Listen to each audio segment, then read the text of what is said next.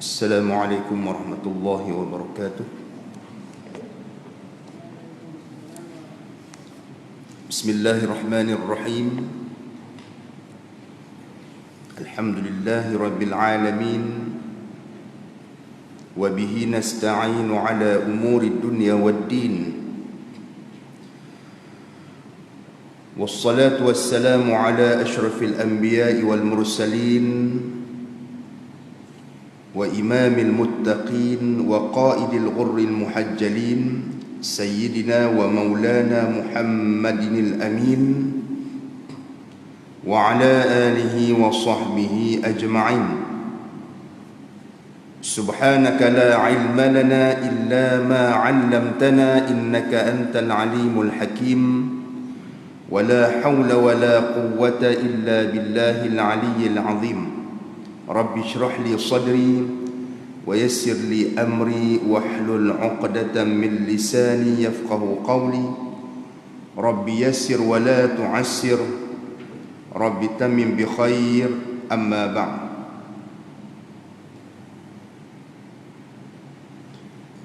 Muslimin muslimat yang dirahmati Allah, kuliah subuh pagi ini kita sambung balik kitab Usul Tauhid في معرفة طرق الإيمان لرب المجير.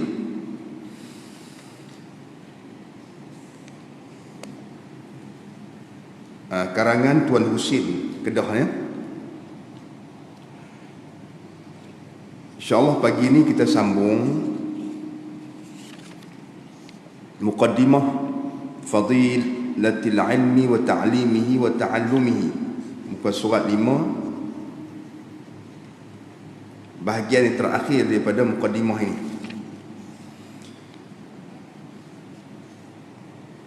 Qala al-musannif rahimahullahu ta'ala wa nafa'ana bi'ulumihi wa ja'alana mukhlisina biqira'atih. Baik, kata al-muallif rahimahullahu ta'ala,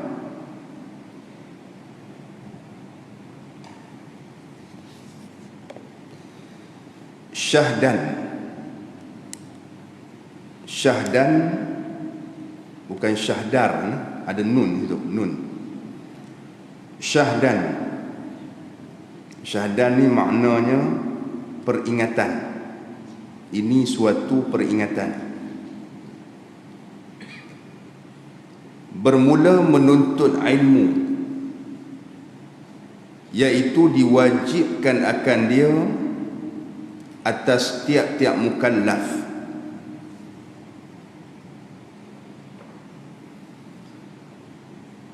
Baik, dia kata yang pertama, hukum menuntut ilmu. Menuntut ilmu yakni ilmu fardu ain dan kifayah. Ilmu yang dituntut oleh syarak. Ilmu pun hak wajib belajar ni. Ilmu fardu ain, ilmu tauhid, ilmu fiqh dan ilmu tasawuf, ilmu akhlak. 3 cabang besar ilmu ini fardu ain.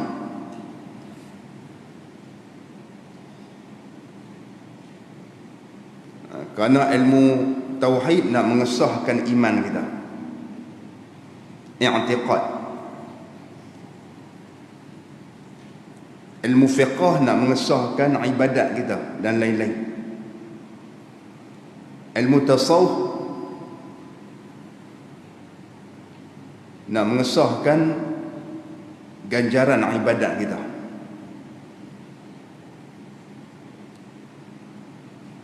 Jadi 3 cabang besar ilmu ini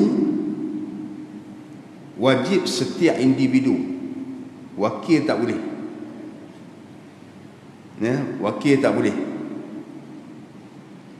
Ataupun grup satu masyarakat saja pergi belajar, tak boleh. Setiap individu wajib belajar. Ya.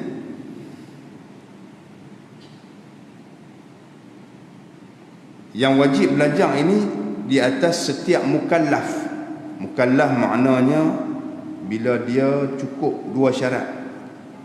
Yang pertama akal, yang kedua baligh. Yang pertama dia berakal. Orang gila ni tak wajib lah. Orang gila ni tak wajib buat apa, ikut suka dia nak buat apa. Yang kedua berakal, baligh sampai umur. Bila ada dua syarat ini pada seseorang, menuntut ilmu tu jadi wajib ke atas dia. Sesiapa yang tinggalkan tanggungjawab menuntut ilmu bila cukup dua syarat, berakal dan baligh, dikira berdosa, derhaka kepada Allah. Dalil dia, bukti dia seperti firman Allah Ta'ala, fas'alu ahla dzikri in kuntum la ta'lamun. Artinya, maka tanya oleh sekalian kamu akan segala orang yang ingat daripada segala ulama jika tiada mengetahui kamu. Yang pertama, Allah Ta'ala berfirman di dalam Al-Quran,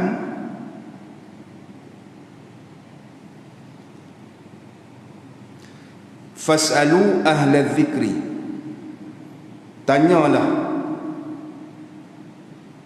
ahli pengetahuan daripada kalangan ulama. In kuntum la ta'lamun, jika kamu tidak mengetahui, yakni jika kamu jahil, kamu tidak berilmu, maka Allah Ta'ala perintahkan kita bertanya, yakni pergi belajarlah kepada ahli zikri. Siapa dia ahli zikri? Para ulama dalam bidang masing-masing. Ayat ini juga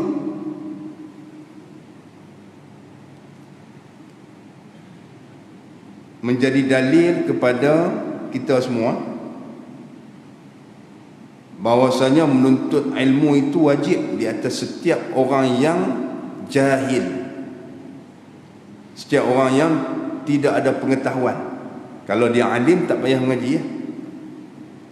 Kalau dia alim, dia sudah mengetahui apa yang tu, tak apalah, tak payah tanya dah.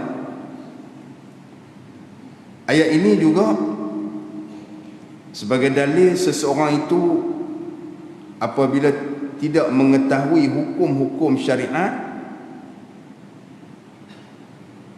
hukum-hukum halal dan haram, muamalat dan sebagainya,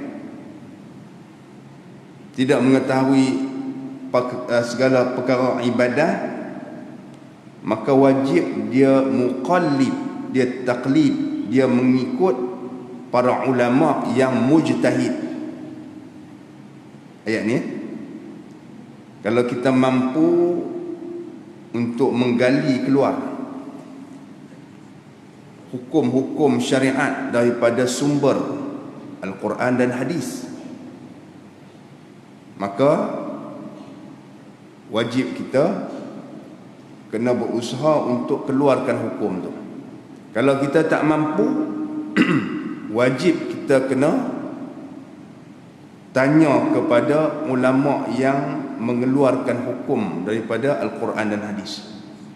Itu para ulama seperti Al-Imam Syafi'i, Imam Abu Hanifah, Imam Malik, Imam Ahmad Ibn Hanbal. Mereka ini para ulama mujtahidun, yang mampu mengeluarkan hukum-hukum daripada sumber dia.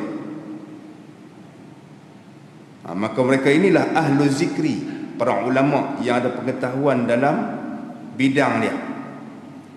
Maka kita wajib atas kita yang tidak mampu untuk mengeluarkan hukum-hukum daripada Quran dan hadis, kita taklid tu, timbul masalah taklid, mengikut, ya, para ulama ini. Maknanya kita kena belajar juga hukum-hukum syariat yang telah disusun oleh para ulama, yang mana mereka telah ambil daripada sumber dia, daripada Al-Quran dan juga hadis-hadis sahih dan hasan. Baik.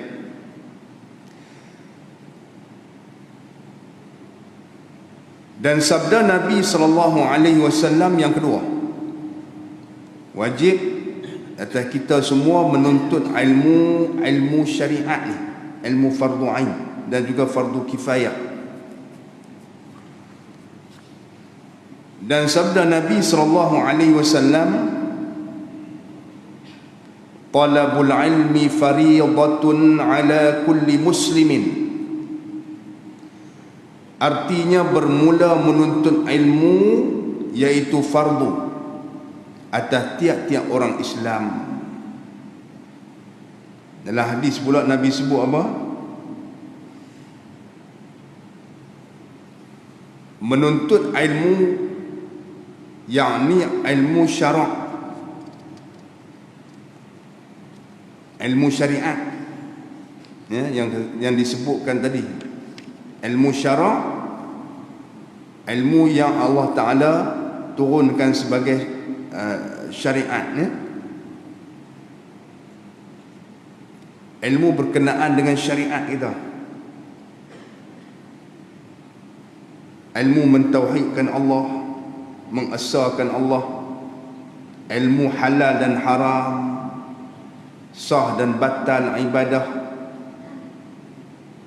ilmu memperbaiki akhlak, ya,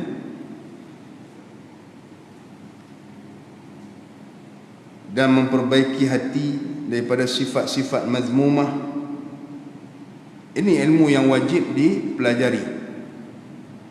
Inilah ilmu yang dimaksudkan oleh Nabi SAW. Jadi Nabi beritahu menuntut ilmu ini fardu ke atas setiap orang Islam, tidak terkecuali. Itu dalil yang kedua daripada hadis Nabi SAW. Dan sabdanya, sabda Nabi SAW lagi, utlubul ilma walau bis-sin. Artinya tuntut oleh sekalian kamu akan ilmu, dan jikalau ada ia ilmu itu dengan negeri Cina sekalipun. Dalam satu hadis yang lain,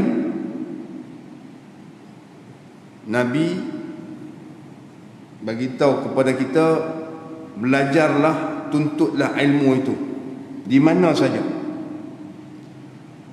walaupun ilmu itu ada di negara Cina. Nabi bagi contoh, ya? Sekiranya ilmu yang wajib kamu belajar tu berada di sana, ya, maka kamu pergilah ke sana. Maknanya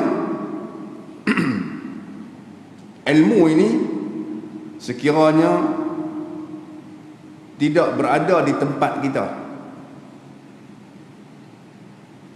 ada negara yang jauh. Sebab tu Nabi buat contoh As-Sin, Cina. Negara Cina dah ada dah, ya. Nabi nak beritahu jarak di antara Madinah dengan Cina ni jauh sangat pada zaman tu. Jadi Nabi menyuruh kita supaya mengembara. Sekiranya ilmu yang wajib kita belajar tu ada di mana saja, walaupun jauh sekalipun, wajib kita kena pergi, kita mengembara ke situ untuk mendapatkan ilmu tu. Nak beritahu kata ilmu syariat Allah ini wajib, walaupun terpaksa menempuh ribuan kilometer, terpaksa menempuh perjalanan yang jauh. Kalau tengok tuan-tuan, para ulama dulu, para ulama zaman dahulu mengembara.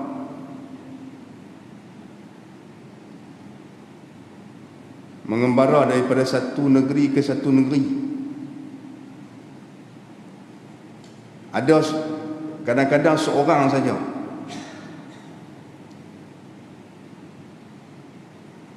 Ada seorang ulama, dia mengembara ribuan kilometer hanya semata-mata untuk meriwayatkan satu hadis yang tak ada di tempat dia. Nak meriwayatkan satu hadis, kita senang dapat hadis lah ni, buku pun ada. Beli harga 4-5 ringgit ya. 10 ringgit ke mungkin 100 ringgit. Orang dulu terpaksa menempuh, menghabiskan harta dia, menempuh perjalanan yang jauh hanya semata-mata nak mencari satu hadis, nak riwayatkan satu hadis. Dapat tu dia balik 1000 kilometer pula.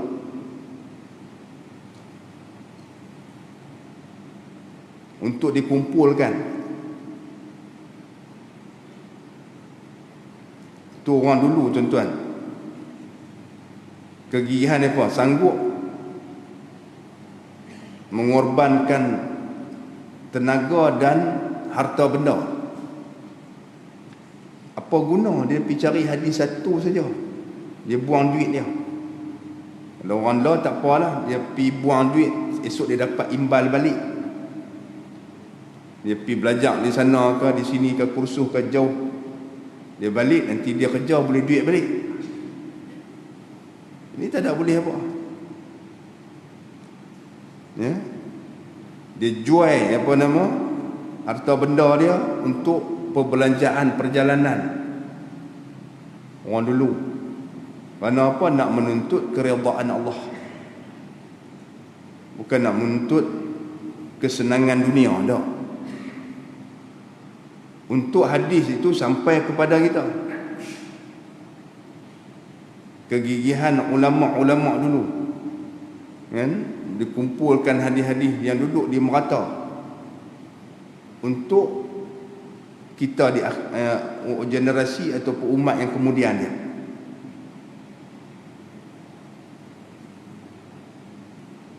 Begitu juga ilmu-ilmu yang lain.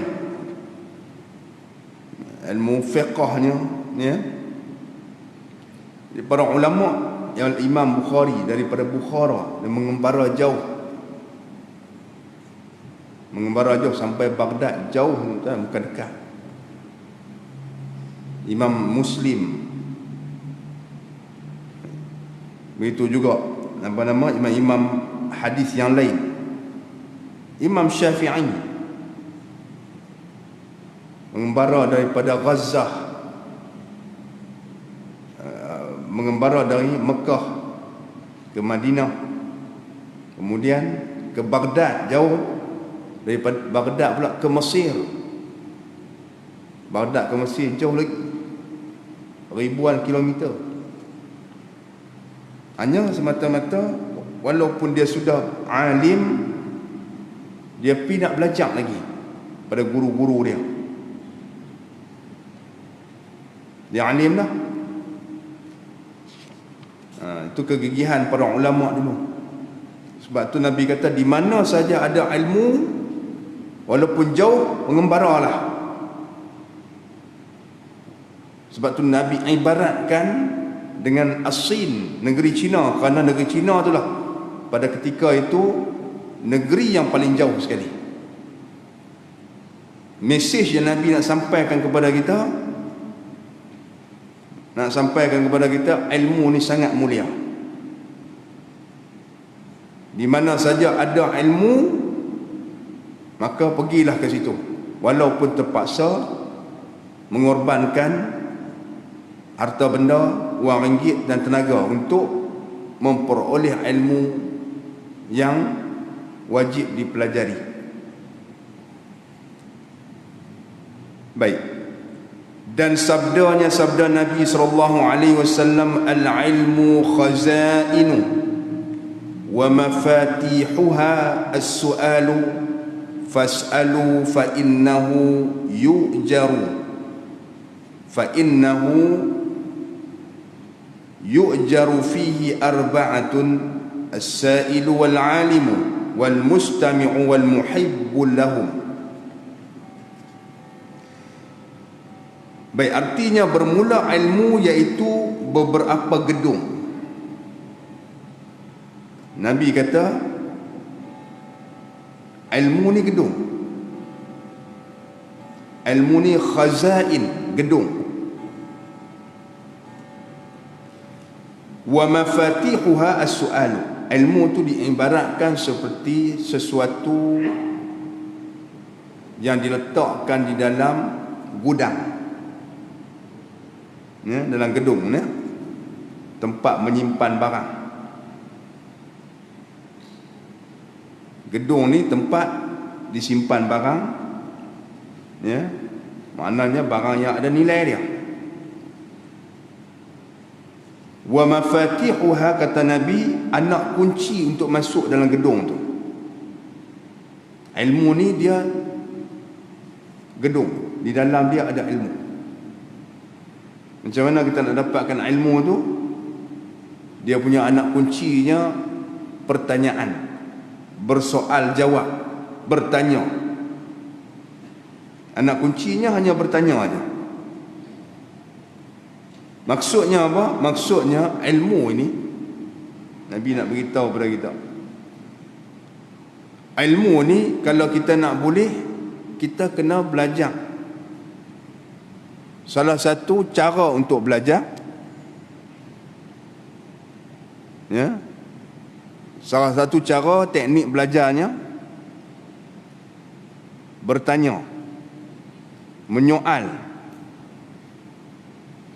Dia tanya, saya tak faham tentang ni, saya tak reti tentang ni, maka guru akan bagi jawapan, kan? Guru akan bagi jawapan kepada kita. Okey, boleh dengar no? Ada satu kan? Okey, boleh. Jadi ilmu itu seperti gedung. Bila kita nak dapatkan ilmu tu, kita kena cari kunci dia. Kunci dia as-su'alu, bertanya. Apa jua perkara yang menjadi kemusykilan di dalam diri kita, kita bertanyalah, ya, kepada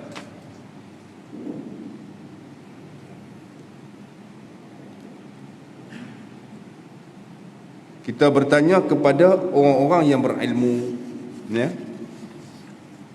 Itu salah satu wasilah untuk mendapatkan ilmu. Bertanya ini salah satu wasilah, cara untuk memperoleh ilmu.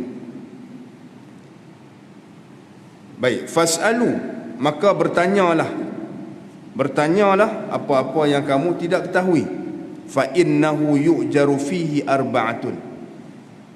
Ya, kerana bertanya itu ada faedah dia.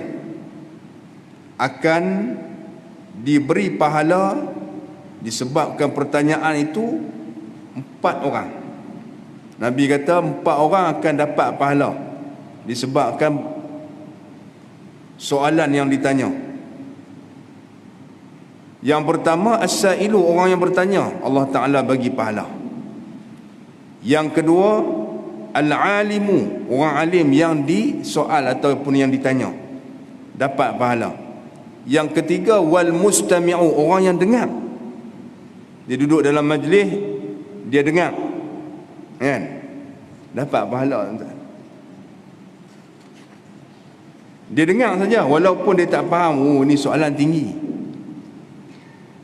kan, malas dengar, tapi dia dengar juga, boleh pahala. Tak mau pahala free. Tu orang kita masalah dia tu, ada benda nak dapat pahala senang aja. Kita duduk dengar lah. Mungkin barangkali satu hari nanti dibuka oleh Allah Ta'ala hati kita untuk memahami apa yang disoal tadi, kan? Sekarang ni mungkin tak tahulah, kita baru misalnya. Jadi orang yang bertanya dapat pahala, orang yang alim pun dapat pahala, orang yang mendengar pun dapat pahala. Wal muhibbu lahum, dan orang yang kasih kepada 3 orang ni. Kasih kepada orang yang bertanya, kasih kepada orang yang berilmu, dan orang yang mendengarkan ilmu, dia pun dapat pahala juga. Orang yang kasih ni, dia kasih kepada para alim ulama, para penuntut asail, makna orang yang menuntut ilmu. Orang yang bertanya tu makna orang yang menuntut ilmu lah. Dan orang yang mendengar ilmu. Ada satu orang yang dia suka kepada penuntut ilmu, suka kepada orang alim, walaupun dia tak berada dalam majlis ilmu, tapi dia suka. Ada jenis orang tak suka, ada juga. Bukan nak senang bagi puas hati semua manusia lah. Ada yang tak suka, jenis orang dia tak suka. Ada yang suka. Ada orang tak suka orang alim, tak suka penuntut ilmu ni, menyemak dia kata. Ada. Kita zaman moden lah ni, ada lagi orang-orang macam ni. Nak buat macam mana? Memang dia mau macam tu lah. Kan? Ada tak suka. Tuan boleh halang, nak halang tak boleh. Tak kebencian dia tu boleh. Habuan dia lah.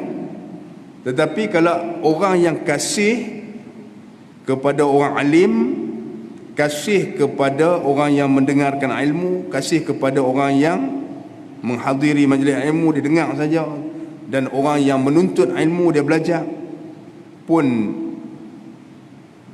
dapat juga masuk dalam saham orang-orang yang menuntut ilmu tadi. Dapat pahala dia. Dia semata-mata kasih je, dia suka je, dapat pahala. Itu yang Nabi sebut 4 golongan atau 4 orang, disebabkan pertanyaan tadi, 4 orang ni dapat pahala.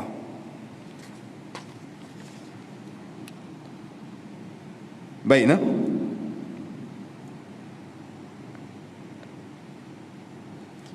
Dan sabda Nabi SAW lagi, la an taghdu fatata'allamu, la an taghdu fatata'allama baban minal ilmi khairun min an tusalliya mi'ata rak'atin.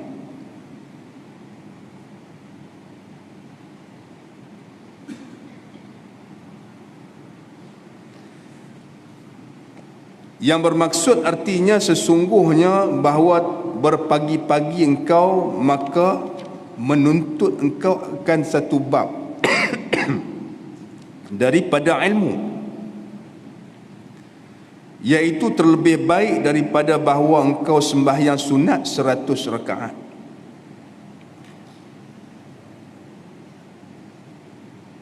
Baiklah. Dalam hadis Nabi SAW pula yang lain, Nabi kata sesungguhnya